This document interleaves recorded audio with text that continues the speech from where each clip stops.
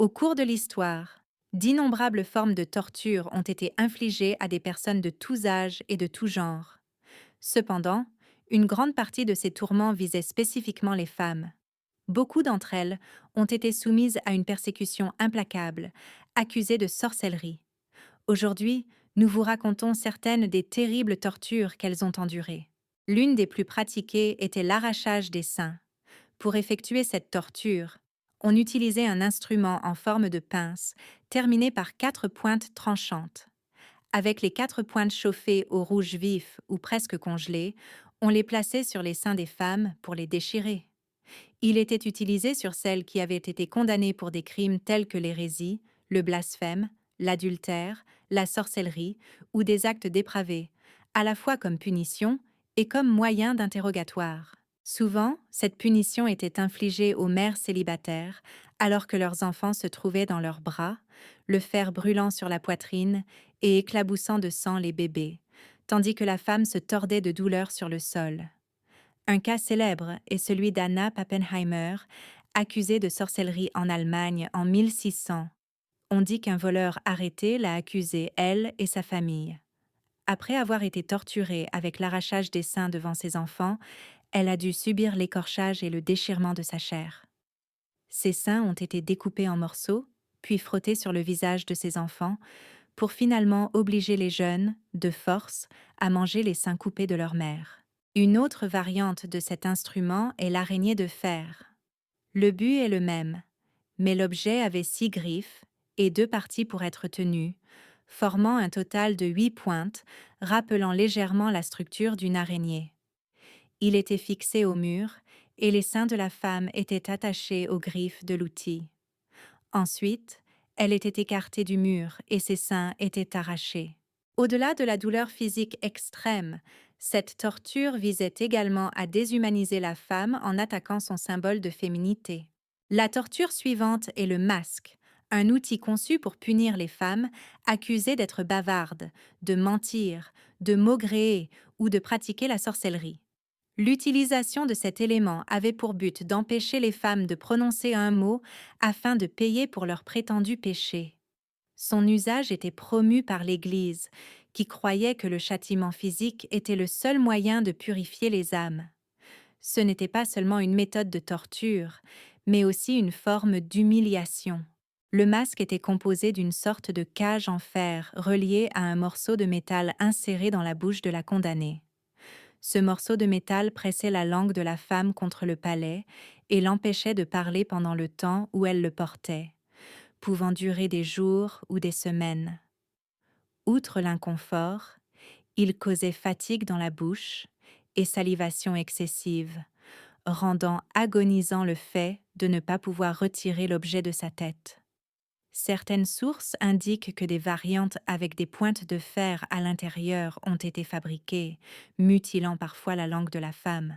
Le masque était composé d'une sorte de cage en fer reliée à un morceau de métal inséré dans la bouche de la condamnée. Ce morceau de métal pressait la langue de la femme contre le palais et l'empêchait de parler pendant le temps où elle le portait, pouvant durer des jours ou des semaines. Outre l'inconfort, il causait fatigue dans la bouche et salivation excessive, rendant agonisant le fait de ne pas pouvoir retirer l'objet de sa tête. Certaines sources indiquent que des variantes avec des pointes de fer à l'intérieur ont été fabriquées, mutilant parfois la langue de la femme. Si la torture elle-même ne suffisait pas, le châtiment ne s'arrêtait pas là, car la femme devait également faire le soi-disant parcours de la honte, accompagnée de son mari. Les historiens indiquent que l'homme attachait une laisse à sa femme, portant le masque de fer, et qu'il parcourait les villages, tandis qu'elle était humiliée et insultée.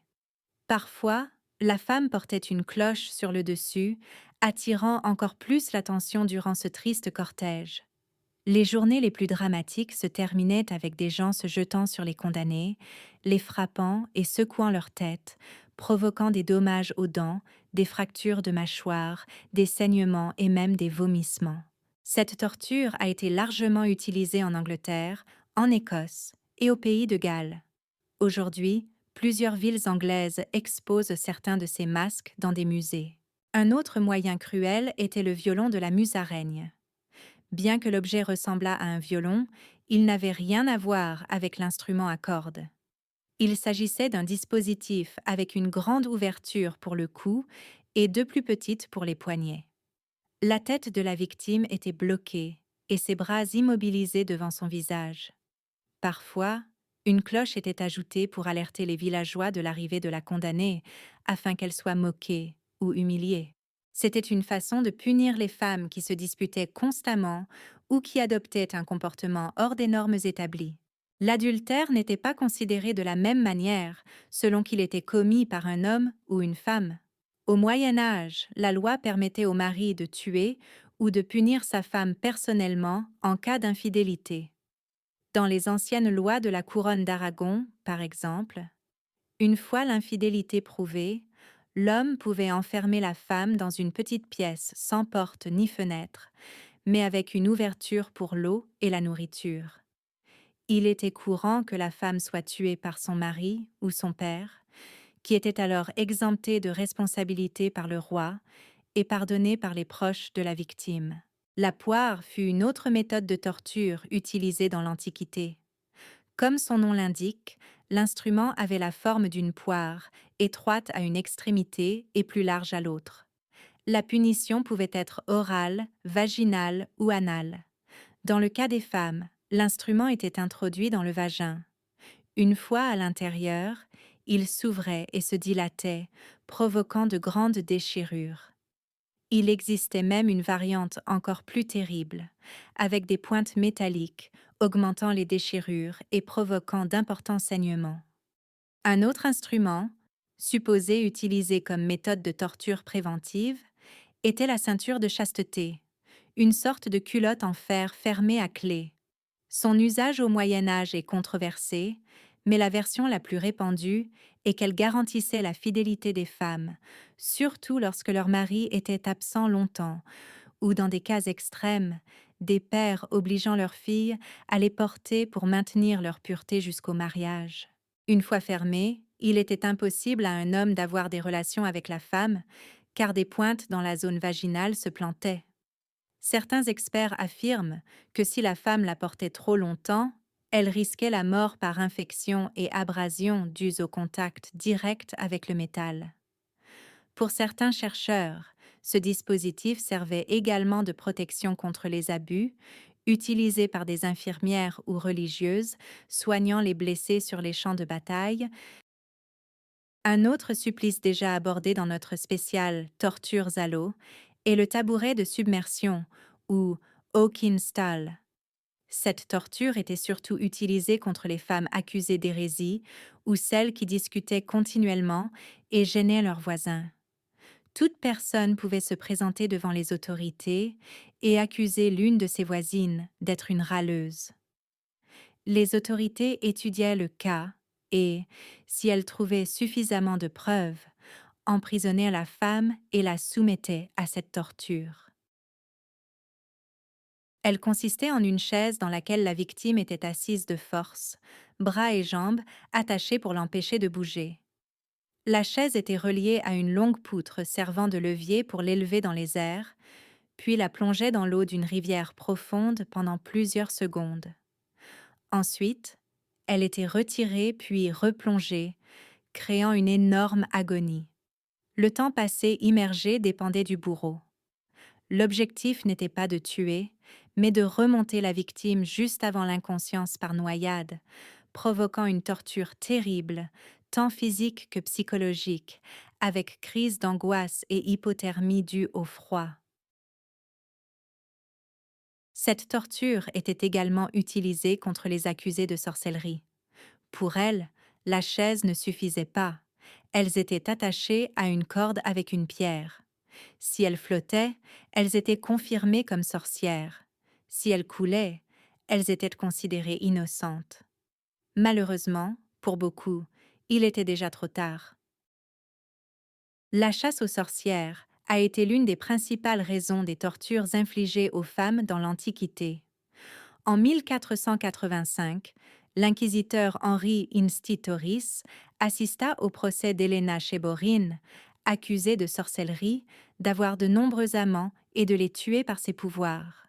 C'était une femme audacieuse et indépendante, qui n'hésitait pas à dire ce qu'elle pensait. Elle avait même interrompu un sermon d'Institoris pour lui dire publiquement qu'il était malfaisant. L'interrogatoire continua sur les pratiques sexuelles de la prétendue sorcière, apportant des détails scandaleux qui irritèrent le public. Le représentant de l'évêque ordonna d'interrompre le spectacle. Le procès se termina mal pour l'inquisiteur. La commission libéra la prétendue sorcière et il fut humilié et ridiculisé. Furieux de cet échec, Institoris décida de ne plus jamais laisser échapper une sorcière.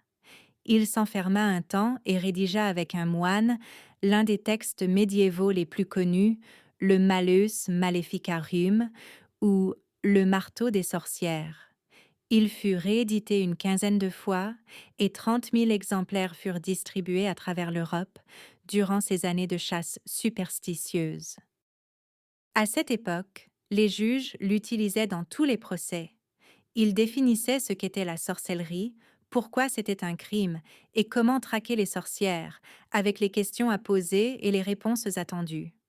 Les femmes accusées de sorcellerie avaient souvent un métier: cuisinières, guérisseuses, paysannes, sages-femmes, et exerçaient leurs activités grâce à des connaissances propres à leur expérience.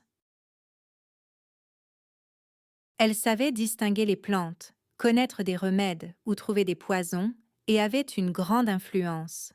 Elles représentaient une menace pour ceux au pouvoir, car elles défiaient les notions de mission domestique et de rôle maternel attendu. Pour cette raison, elles étaient torturées et tuées, envoyant un message aux autres femmes que ces comportements ne seraient pas tolérés. Une des tortures décrites dans le manuel consistait d'abord à les déshabiller et les obliger à confesser depuis combien d'années elles étaient sorcières et à révéler le nom d'autres comme elles. On les déshabillait pour vérifier qu'aucun sort n'était caché dans leurs vêtements. Si elles refusaient, on leur montrait les instruments de torture et, sans confession, on passait à l'acte. Une torture consistait à attacher les bras dans le dos et, à l'aide d'une poulie, les suspendre dans les airs jusqu'à presque les disloquer. Des poids pouvaient être attachés aux pieds pour augmenter la douleur. Beaucoup mouraient pendant la torture. Certaines étaient à brûler sur le bûcher, d'autres pendues à une corde. Il était courant de voir des femmes mortes suspendues dans certaines zones de village.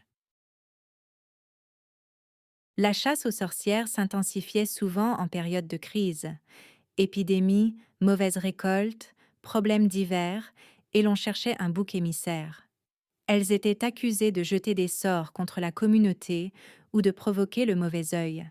Le Malleus Maleficarum précisait que déshabiller la sorcière ne suffisait pas. Il fallait raser les zones utilisées pour cacher des maléfices, y compris les poils pubiens. Ces tortures impliquaient un assujettissement sexuel. Une des méthodes pour découvrir les sorcières était l'épreuve du poids. On croyait que les sorcières étaient légères, capables de voler ou de flotter. On expliquait leur poids réduit par la perte de leur âme au profit du démon. Les femmes soupçonnées étaient pesées. Si elles étaient trop légères, elles étaient formellement accusées. Même si le poids était normal, on pouvait les accuser d'avoir ensorcelé la balance, ou la balance pouvait être truquée. La ville d'Odwara aux Pays-Bas était célèbre pour sa balance, où l'on pesait les femmes suspectes et délivrait un certificat officiel attestant qu'elles avaient un poids normal et qu'elles n'étaient pas sorcières. Une autre torture bien connue pour sa cruauté est la scie, réservée aux femmes supposément enceintes de Satan. Pour éliminer l'enfant démoniaque, la femme était suspendue par les jambes, tête en bas, et une scie lui tranchait le corps en deux jusqu'au ventre. Les dents d'acier de la scie coupaient facilement, provoquant une douleur intense. La position inversée garantissait l'oxygène au cerveau et empêchait une perte totale de sang. Selon des récits du XIXe siècle, la victime restait consciente jusqu'au niveau du nombril, voire de la poitrine, ressentant la douleur de la scie déchirant son corps. On pourrait encore nommer des centaines d'autres tortures infligées aux femmes: brûlures avec des cigarettes, abus par les geôliers, certaines finissant enceintes, introduction de rats dans le vagin, et un nombre infini de châtiments terribles et inhumains. Laquelle de ces tortures vous a le plus surpris? Pensez-vous que les femmes de l'Antiquité ont été plus sévèrement punies que les hommes? Nous vous lisons. N'oubliez pas de vous abonner et de liker si la vidéo vous a plu. Vous pouvez également nous suivre sur nos réseaux sociaux, Facebook, Twitter et Instagram.